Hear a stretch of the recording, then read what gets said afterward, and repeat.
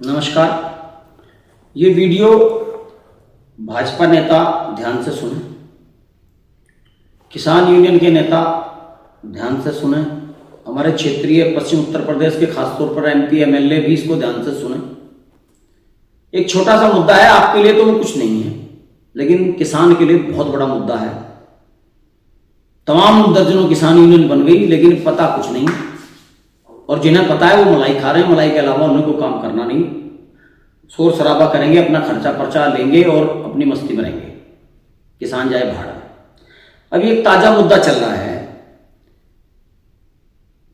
जो खसरा खतौनी के कागज थे, जो हिस्सों के कागज थे, वो ऑनलाइन करते समय हर परिवार से एक आध आदमी को उसमें छोड़ दिया गया, उसका हिस्सा गलत खोल दिया गया।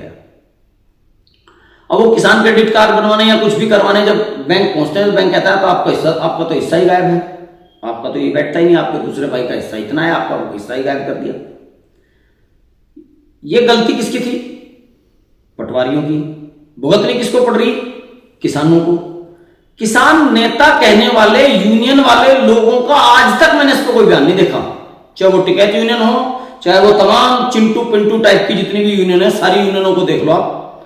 किसी भी यूनियन का आज तक इस मामले पर कोई मुद्दा, कोई विचार हमें सुनने को नहीं मिला कि उन्होंने एसडीएम के बाहर धरना दिया हो। धरना देंगे वहां जहां बिजली वालों से कुछ खर्चा पर्चा मिलता हो, धरना देंगे वहां जहां से भी इनकम का स्रोत हो या जहां से हाईलाइट हो सकते हो, वहां धरना देंगे।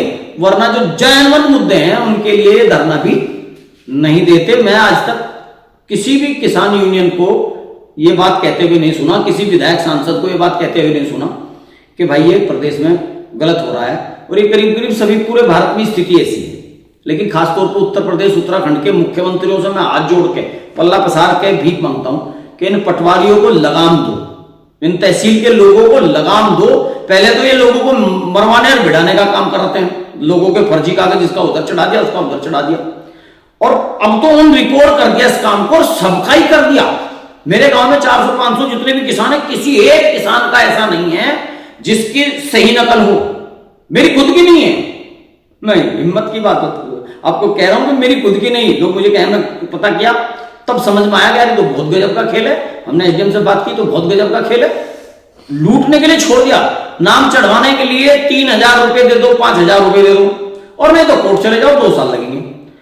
कोर्ट का निर्णय 1.5-2 साल में आएगा, और अगर आप पटवारी को 5000 रुपए दे दो वो तुरंत चढ़ा देगा। गलती किसने की थी? चढ़ाने की, जो नाम छोड़ने की गलती किसने की? पटवारी ने। अपनी गलती सुधारने के लिए या तो आपको कोर्ट भेज रहा और या फिर आपसे पैसे ले रहा किसान से। तो भाई कहां है हमारे विधायक, कहां है हमारे सांसद, और कहां हमारी किसान यूनियन है? कुछ शर्म करो। अगर थोड़ी बहुत नैतिकता जिंदा है तो काम करो, और नहीं तो दुकानें अपनी बंद कर दो, राजनीति करना भी बंद कर दो, अगर समाज के अच्छे और भले काम भी आप नहीं करवा सकते।